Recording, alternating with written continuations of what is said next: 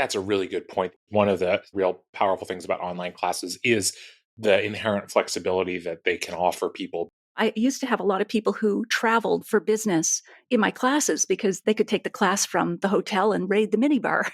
But now it's regular folk who are taking the classes. That whole thing about flexibility, going at your own pace is one thing. Choosing your own time to consume the content is another thing. It's not one and done.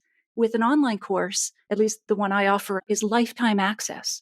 That slows the pace of learning down, which is really important for adult learners. We're not geared to sit for 2 to 3 hours on one topic at night, usually after a long day of work. You can do it snack size. Like all the videos in my course are 7 to 10 minutes max, because you can not only consume them quickly, but you can go back and you can have this sort of layered learning experience.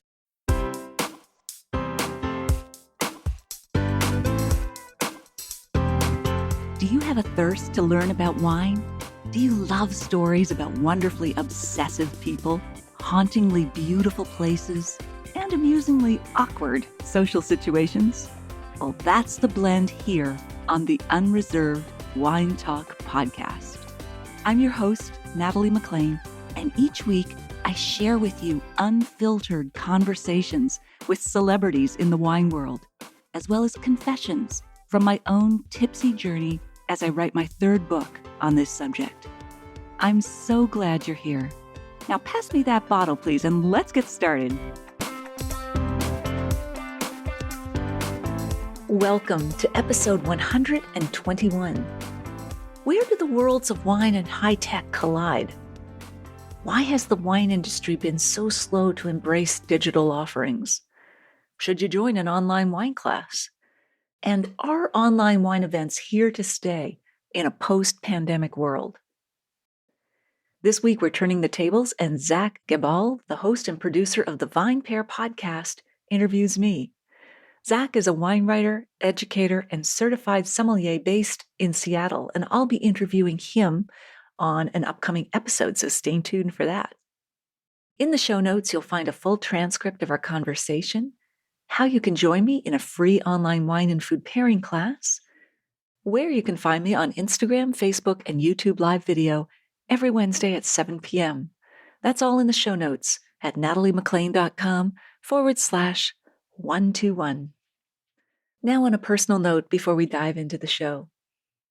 The weather is starting to turn warmer, so Miles and I are taking more walks. Yay! I was preoccupied with my own thoughts as we walked toward the river couple of days ago, and I must have had a bit of a frown on my face. Miles is so tuned into me emotionally. He asked, "What's wrong? You look, chest-fallen." I brightened up immediately. He'd done it again, making up a word that was better than the original. Last week, it was those pesky snow squirrels. I think we need these more descriptive, more immediately understandable terms in the wine world. So what should we call malolactic fermentation? Okay, on with the show.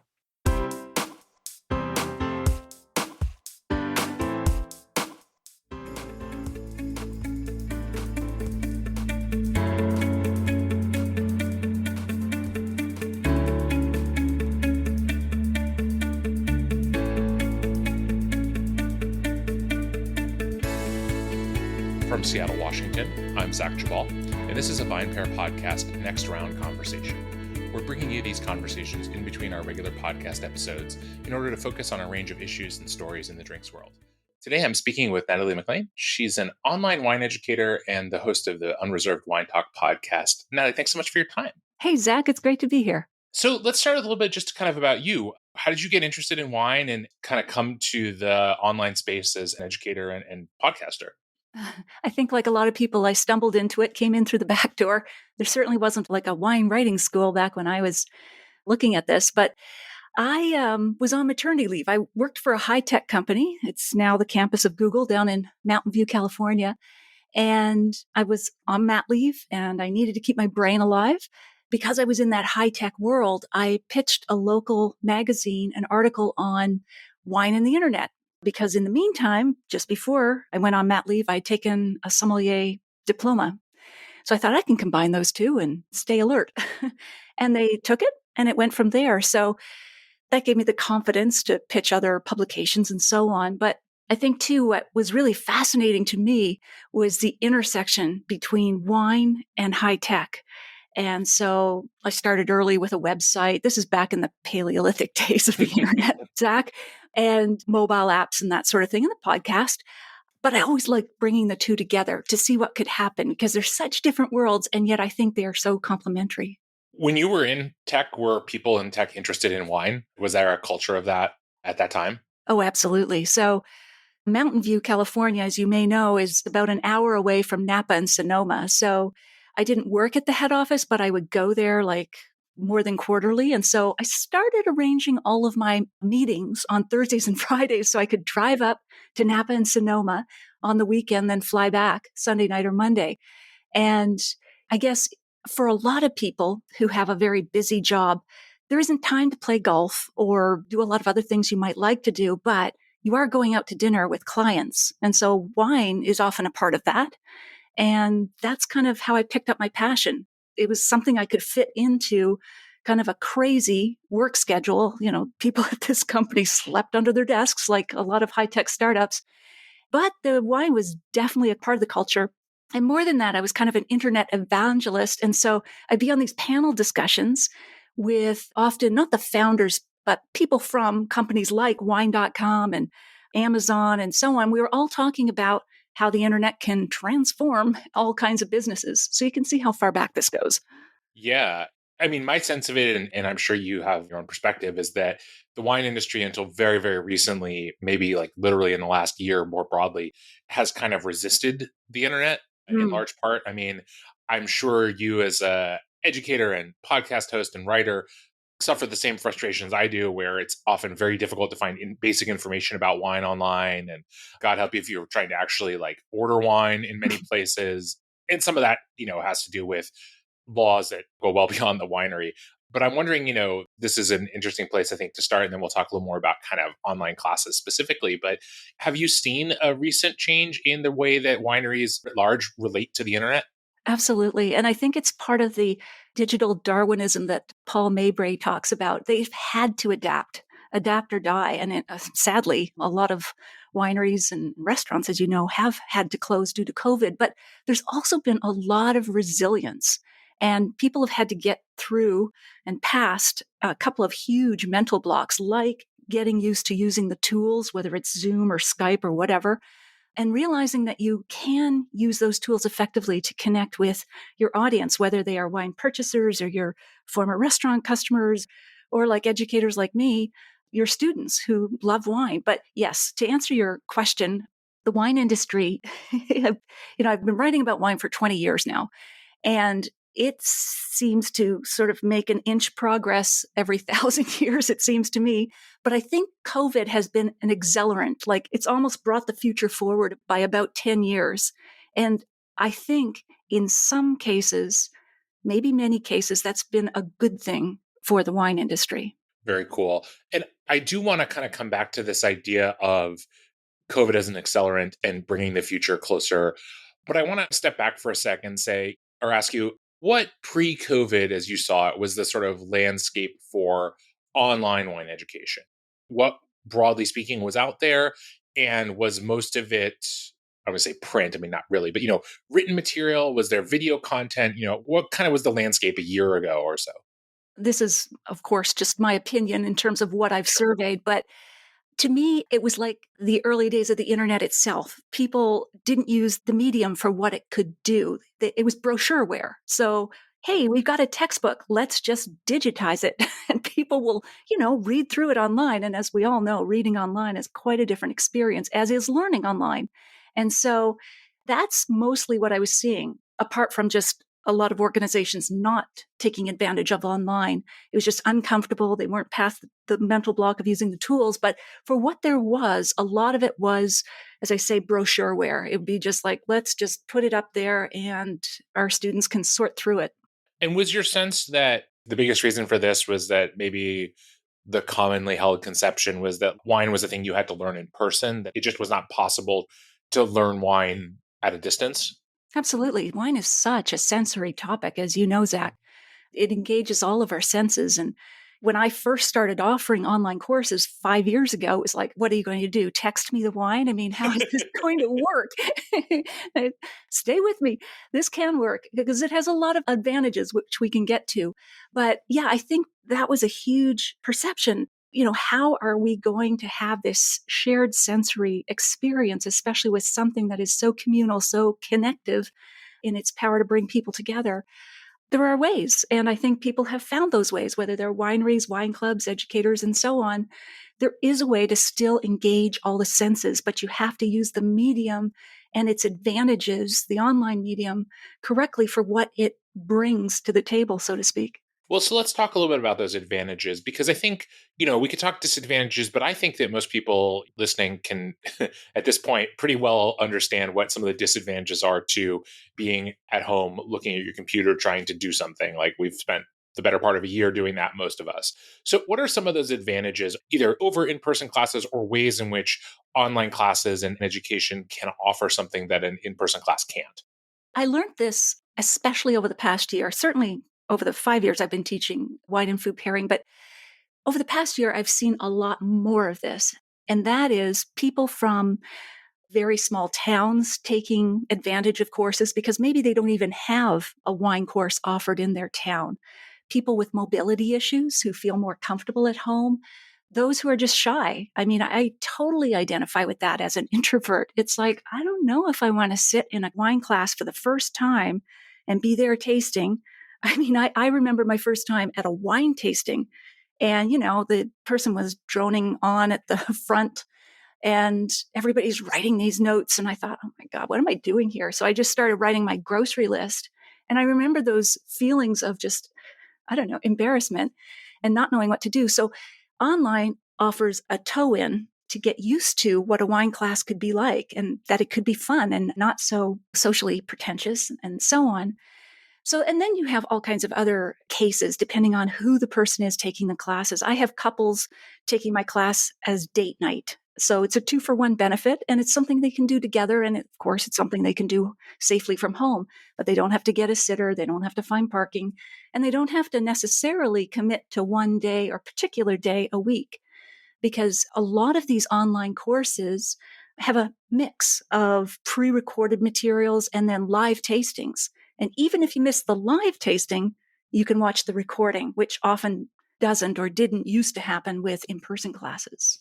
Well, I think that's a really good point that you make, which is one of the real powerful things about online classes is the inherent flexibility that they can offer people. Because I think of this, from my perspective, sometimes pre-COVID as a wine educator for a restaurant company.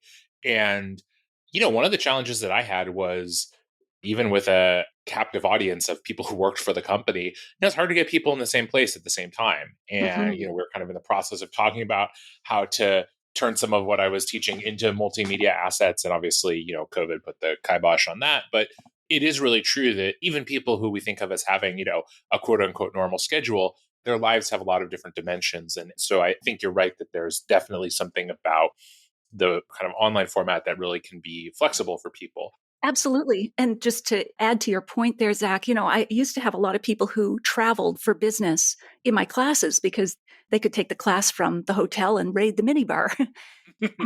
So they were already of the mindset using the tech and being on a laptop and whatever.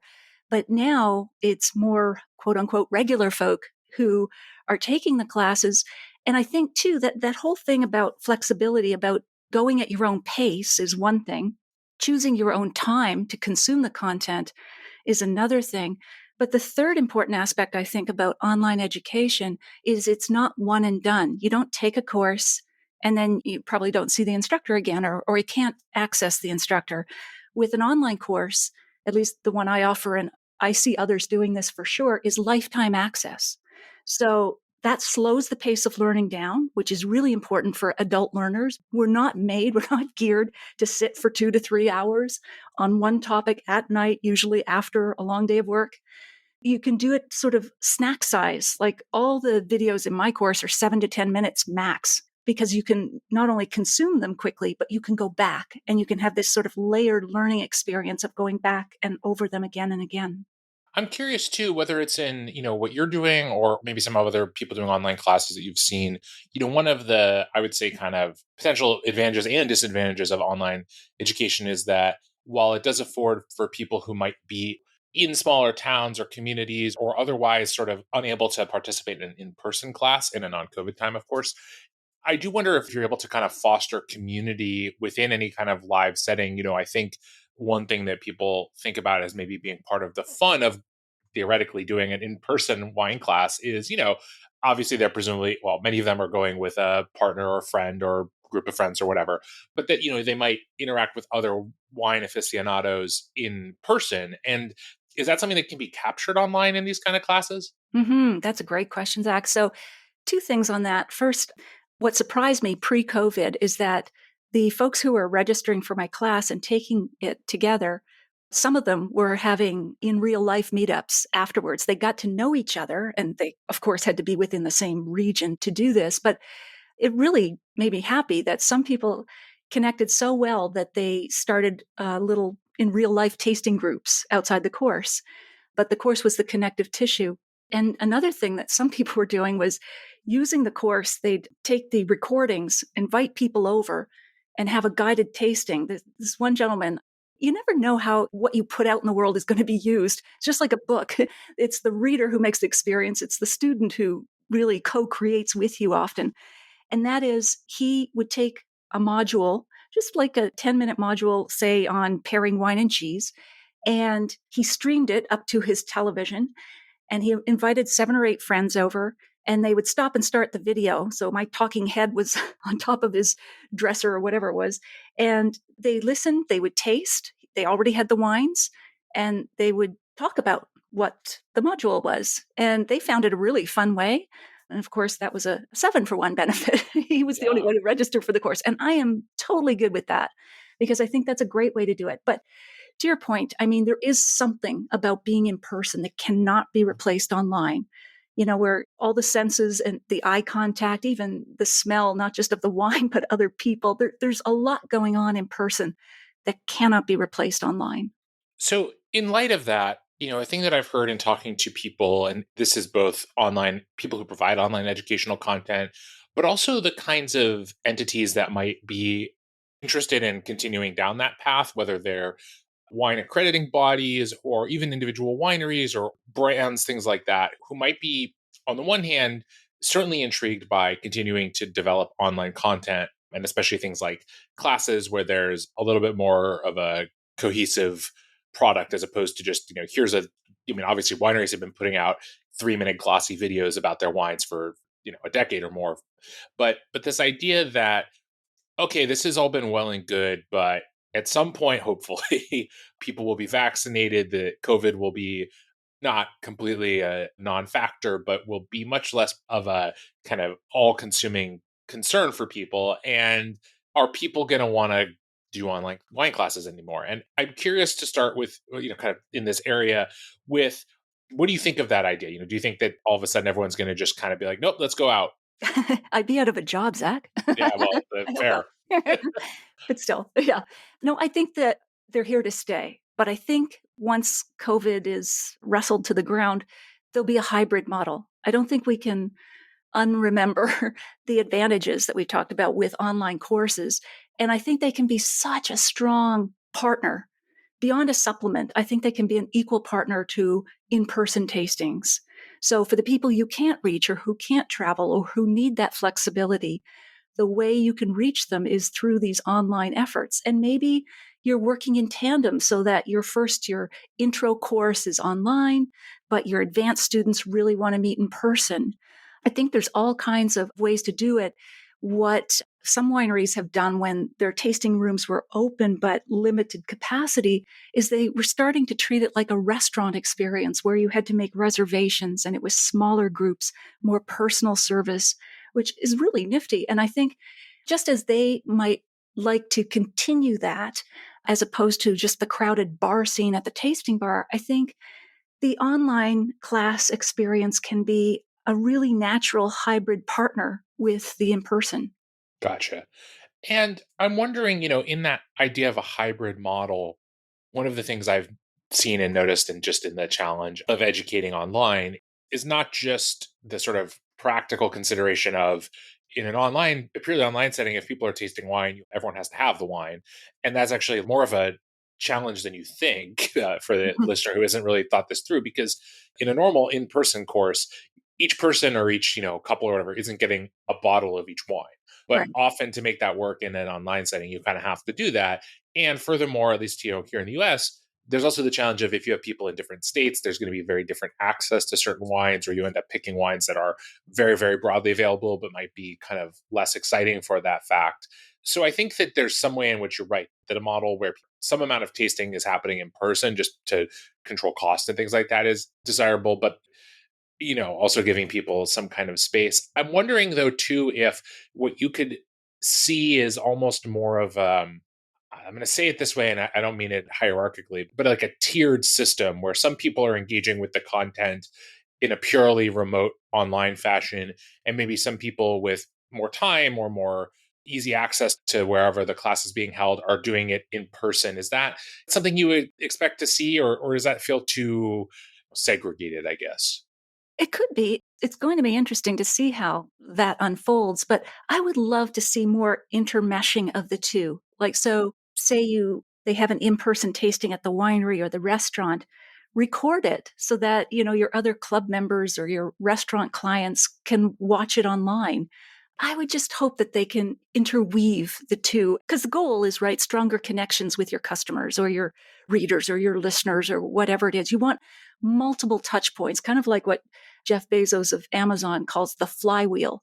You need to have multiple touch points with your customers if you're going to keep them in your circle. So in my case, I've published a couple books. I have the podcast, the courses, mobile apps, and a website. So they may come in through one door, but I hope to keep them in my home, if you will, through other means of engaging them. And I'd love to see that happen with the intermeshing of online and in-person classes and tastings. Gotcha. And I'm curious, this is going to be a little bit of a departure from the topic about specifically online education, but I'm curious too, or maybe it's related to online education. I don't know. We'll see. Is your sense that what people are looking to get out of wine education has changed? Or is it still the same thing that it's been, at least since you got started? I think that some of the fundamental goals are still the same. So for consumers, it's often a deeper appreciation to enjoy wine more, enjoy life more, socialize even online. And for the professionals, because I do have quite a few sommeliers and winery staff who take my course, it's to get more of the credentials, the skill training for their job. So because I focus on food and wine pairing, they tend to take that because it's not covered in great depth in a lot of the formal accreditation programs. So I still see those sort of two tracks, two goals, fundamentally the same. But I think, in the time of COVID, people are just looking for some sort of micro mastery or something to break the tedium, to use their time wisely, I guess. And also, I don't know if you've heard the stats lately, Zach, but wine consumption, alcohol consumption is on the rise with COVID. And I know that I've talked about this openly in the past, but some students too are looking for a way to find moderation through appreciation. And I welcome that too, because I really think that's an important aspect of what we can do when we educate about wine, is not just the pleasure, but helping people understand it more, because I just have this fundamental belief that what you love, know, and understand, you don't abuse. Well, let's leave it with one question that I just want your take on, which is what lately have you had that you really like wine wise? Oh my goodness. I know, So, curveball. Sorry. yeah, right. Is it cliche at this point to even indicate that you like Pinot Noir anymore? Eh, it's Okay. cliches often for a reason. I think that's fair. There you go. Well, I love the hedonism of Pinot Noir, so you get packed with flavor, but you're not asleep on the sofa at 7. So I like quite a few. I'm pretty promiscuous when it comes to Pinot Noir. So I love cool climate California Pinot Noir. Of course, I'm here in Ontario, so I love those from the Niagara and Prince Edward County. But, I equally love German Pinot Noir. So yeah, I've been loving that lately. Excellent. Well, Natalie, thank you so much for your time. Really appreciate it and your insight into the sort of wine education space online. We'll put the link to Natalie's website in the show notes here if you folks are interested in checking out. She's got quite a lot of content that you can take a look at if you're interested in. And again, Natalie, thank you so much for your time. Really appreciate it. Hey, Zach, this was really fun. I hope we get to chat again, and I've got to get you on my podcast. We can arrange that. All right. Thanks so much for listening to the VinePair Podcast. If you love this show as much as we love making it, then please leave us a rating or review on iTunes, Spotify, Stitcher, or wherever it is you get your podcasts. It really helps everyone else discover the show. Now for the credits. VinePair is produced and recorded in New York City and Seattle, Washington by myself and Zach Geballe, who does all the editing and loves to get the credit. Also, I would love to give a special shout out to my VinePair co-founder, Josh Mallon, for helping me make all this possible, and also to Keith Beavers, VinePair Tastings Director, who is additionally a producer on this show. I also want to, of course, thank every other member of the VinePair team who are instrumental in all of the ideas that go into making this show every week. Thanks so much for listening, and we'll see you again.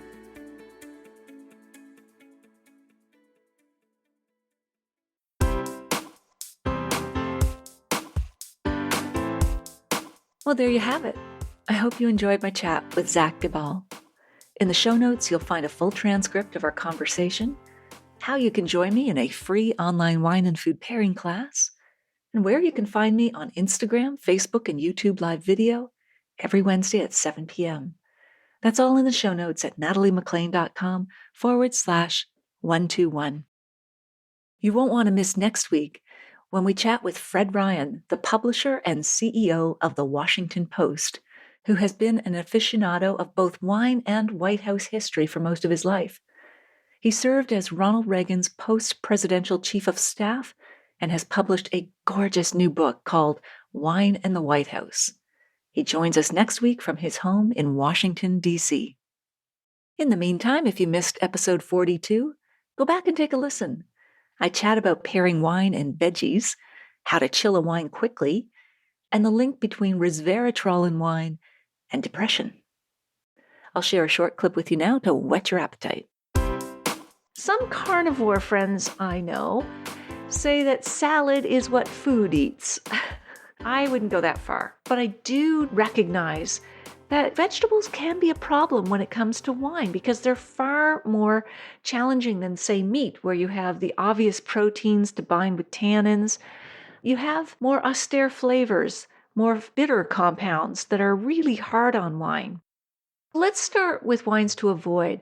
I think the main offenders when it comes to veggies are robust red wines. Think Cabernet, sometimes Shiraz. These full-bodied, full-flavored wines often overpower vegetables. Their tannins can clash with wine as well. So if you love red wines, what I'd suggest is choosing smooth, soft-textured, fruity reds such as Pinot Noir, Gamay, and Sangiovese.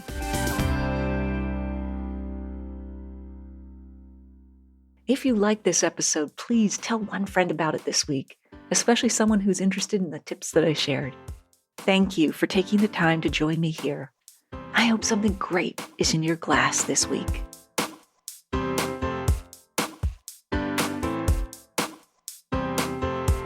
You don't want to miss one juicy episode of this podcast, especially the secret, full-bodied bonus episodes that I don't announce on social media. So, subscribe for free now at nataliemclean.com/subscribe. Meet me here next week. Cheers.